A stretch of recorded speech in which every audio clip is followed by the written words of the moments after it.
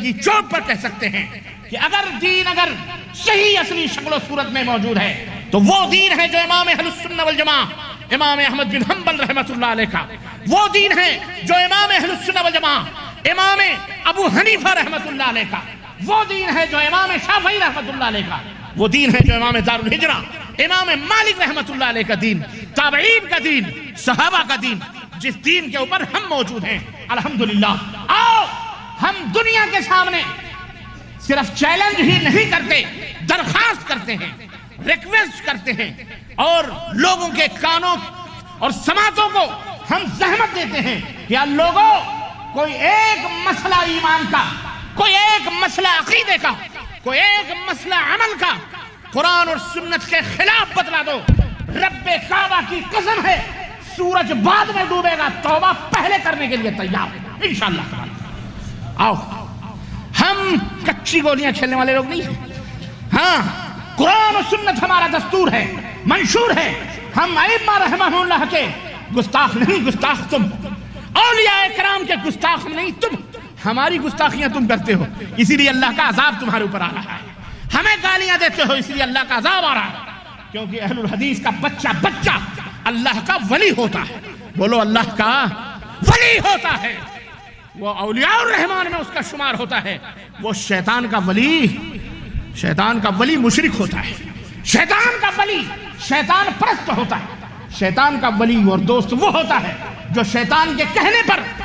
اللہ کے علاوہ کہیں اور بھی اپنے سروں کو ٹیکتا اور جھکاتا ہے، اللہ کے علاوہ کہیں اور بھی جھولیاں پھیلاتا ہے، اللہ کے علاوہ کسی اور کو بھی مشکل کشا اور حاجت روا سمجھتا ہے، اللہ کے علاوہ کسی اور کو بھی اپنا جو ہے کیا کہتے ہیں فریاد رس اور اپنا بیٹا اور بیٹی دینے والا سمجھتا ہے۔ اہل حدیث کا بچہ ہو یا اہل حدیث کی ماں اور بہن بیٹی ہو، وہ کبھی اللہ کے سوا کسی اور کو مشکل کشا حاجت روا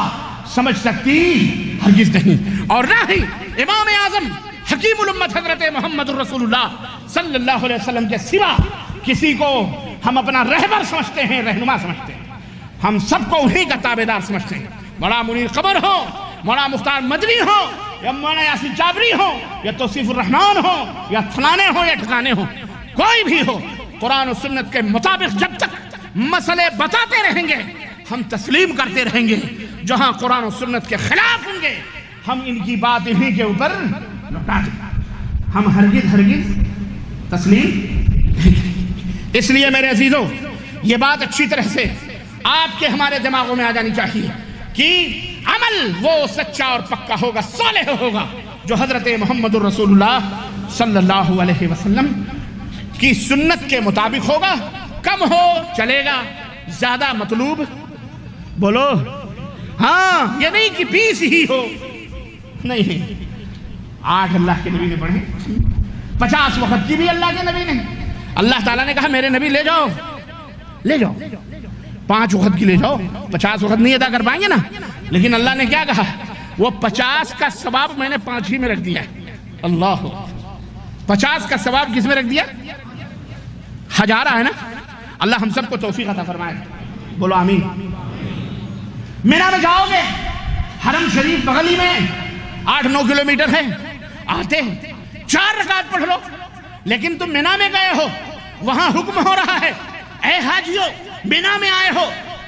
مکہ چھوڑ کر کے آئے ہو، یہاں تمہیں کتنی رکعت ظہر کی پڑھنی ہے، 2 رکعت پڑھنی ہے، اے اللہ 2 رکعت، حرم میں 4 رکعت پڑھیں گے، 8 کلومیٹر کا تو فاصلہ ہے، آدھا گھنٹے میں ہم پہنچ جائیں گے، 5 منٹ میں پہنچ جائیں گے، ٹیکسی پکڑ لیں گے، کہا جا رہا ہے نہیں، نبی کی سنت یہ ہے، نبی کی سنت یہ ہے کہ یوم الترویہ کو 8ویں تاریخ کو تمہیں مینا میں رہنا ہے، تمہیں وہاں ظہر کی نماز 2 رکعت پڑھنی ہے اور عصر کی نماز 2 رکعت قصر کے ساتھ پڑھنی ہے، ارے تم نبی کی سنت پر عمل کرو گے، اس 2 رکعت کو 2 رکعت نہیں بلکہ ہم 4 رکعت کے برابر اجر دیں گے، اور یہی نہیں تم حرم میں جاؤ گے تو تمہیں 1 لاکھ کا، ارے مینا میں بیٹھے 2 رکعت پڑھ کر 1 لاکھ کا ثواب ہم تمہیں نبی کی تعلیم پر عمل کرنے کی وجہ سے نہ بڑا اجر ہے، تم یہ کیوں بھول جاتے ہو، کہاں ہو، کہاں سوئے ہوئے ہو، آؤ قرآن و سنت کی چھاؤں میں آؤ، قرآن و سنت کی بہاروں میں آؤ، گلشنوں میں آؤ، رب نے ضمانت دی ہے کہ میرے نبی کے پیچھے جاؤ گے تم جنت میں جاؤ گے، اور کسی کے پیچھے کی ضمانت اللہ نے بولو نہیں دی ہے، ہاں نہیں دی ہے، من یطع اللہ والرسول فاولئک مع الذین انعم اللہ علیہم من النبیین والصدیقین والشہداء والصالحین اللہ اکبر وحسن اولئک رفیقا۔ اللہ نے فرمایا جو اللہ کی اطاعت کریں گے، رسول کی اطاعت کریں گے، ان کا حشر کن کے ساتھ ہوگا؟ نبیوں کے ساتھ ہوگا، صدیقین کے ساتھ ہوگا، شہداء کے ساتھ ہوگا، صالحین کے ساتھ ہوگا۔ اللہ اکبر۔ اللہ نے قل ان کنتم تحبون اللہ فاتبعونی یحببکم اللہ ویغفر لکم ذنوبکم واللہ غفور رحیم۔ ہاں نبی کے پیچھے چلو گے جنت میں جاؤ گے، رب تمہارے گناہوں کو بھی معاف فرما دے گا۔ اللہ اکبر۔ یہ ہے دین اسلام جو محمد الرسول اللہ کا لایا ہوا دین ہے۔ میں عقیدہ شرک دنیا کی سب سے بڑی لعنت ہے، یہ بات یاد رکھو، دنیا کی سب سے بڑی لعنت ہے۔ شرک میں آدمی کیوں ملوث ہوتا ہے؟ شرک میں داخل ہونے کے کئی اسباب ہیں، بہرحال اس میں ایک سبب جہالت ہے۔ جہالت، لا علمی، نہیں جانتا بندہ اللہ کے حقوق کیا ہیں، اللہ کے ساتھ کیسا سلوک کرنا چاہیے، اللہ کی قدر و قیمت کیا ہے، اللہ کا رتبہ اور مقام کیا ہے۔ اللہ کے رتبہ و مقام کو نہ جاننے کی وجہ سے لوگ شعبدے باز اور چال بازوں کے چکروں میں پھنسے ہوئے ہیں۔ اگر اللہ کی قدر و قیمت جانیں، اللہ کی حقیقت کو پہچانیں، تب ان کی سمجھ میں آئے کہ ہمیں اللہ کے ساتھ کسی کو شریک نہیں ٹھہرنا چاہیے۔ یہاں تو ہر حرکت کرنے والی چیز میں برکت ڈھونڈنا شروع کر دیتے ہیں، جہاں بھی کوئی چیز دیکھی وہیں سجدہ ریز ہو گئے، اور اس وجہ سے یہ ایک سبب تو یہ شرک باللہ ہے۔ اسی طرح سے اور اس کے بہت سارے واقعات ہیں، بہرحال آپ کو میں کیا بتاؤں،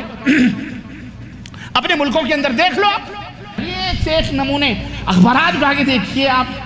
اعوذ باللہ، ایسی گندگی بات، ایسی گندی باتیں۔ تو یہ جہالت کی وجہ سے ہمارا معاشرہ اس طرف جا رہا ہے۔ اگر انہیں قرآن و سنت کا پتہ ہوتا تو ایسا نہ ہوتا۔ دوسری وجہ یہ جو تعلیمی ادارے صنم کدے بنے ہوئے ہیں، یہ بت کدے بنے ہوئے ہیں۔ ہمارے ہاں مدارس ہیں، مدارس ضرور ہیں عربی، اللہ من رحم اللہ چندے کو چھوڑ کر اکثر و بیشتر جس کے اندر شرک اور خرافات کی تعلیم ہوتی ہے، اور جو بچے مکاتب پرائمری اسکولوں میں بھی جو پڑھتے ہیں ان کو بھی اس کے اندر فلانے شاہ کے واقعات اور فلانے شاہ کے واقعات، اور وہیں سے شرک اور بدعت کی تعلیم شروع کر دی جاتی ہے، اور اوپر تک بچوں کو وہی تمام سب چیزیں ان کے نصاب کی کتابوں کے اندر موجود پڑھائی جاتی ہے، جس کی وجہ سے ان کے دماغوں میں قبر کی تصویر، مزار کی تصویر، یہ بلے شاہ ہیں، یہ کھوتے شاہ ہیں، یہ طوطے شاہ ہیں، یہ اندھیرے شاہ ہیں، یہ اجالے شاہ ہیں، یہ فلانے شاہ ہیں۔ اب شروع سے بچپن سے بچہ پڑھ کر کے ان کا تقدس، ان کی عظمت اور ان کا مزار وہ سمجھتا ہے یہی اسلام ہے، اور پڑھ کر کے بڑا ہوتا ہے، اور بڑا ہو کر کے پھر وہی وہ قبر پرستی شروع کر دیتا ہے۔ تو میرے عزیزو، اس سے کئی خرابیاں لازم آتی ہیں۔ ایک تو یہ کہ مقبرے تعمیر کرنا مزاروں پر، اور عرس اور میلے، اس کو وہ سب سے بڑا محترم اور مکرم سمجھنا شروع کر دیتا ہے۔ اسی طرح سے مزاروں کو وہ اچھا سمجھنا شروع کر دیتا ہے کیونکہ اس کے نصاب کی کتابوں کے اندر یہ باتیں لکھی ہوئی ہیں۔ اسی طرح سے مزاروں کے اوپر پھول چڑھانا، فاتحہ پڑھنا، چراغاں کرنا،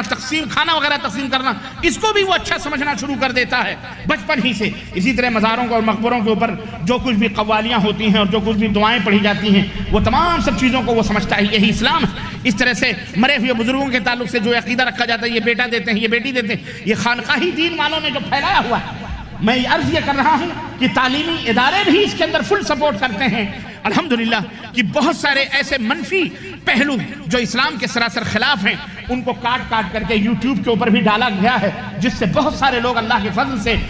فضل و کرم سے سدھر رہے ہیں، اور بہت سارے لوگوں کے ایمان اور عقیدے سدھر رہے ہیں۔ اسی طرح ہمارے ملکوں کے بڑے بڑے نیتا، بڑے بڑے لیڈر، ہمارے اسلامی ملکوں کے بھی سب کچھ، یہ لوگ جو قبروں کی، درگاہوں کی جناب علی پذیرائیاں، جس کی وجہ سے مسلمان سمجھتے ہیں، عام نوجوان یہ سمجھتا ہے کہ یہ اچھی بات ہے۔ اور تو اور ہے، صدر مملکت اپنی حفاظت کے لیے چادر بھیجتے ہیں، وزیر اعظم اپنے کرسی کے بچانے کے لیے بھیجتے ہیں، اور اور وزراء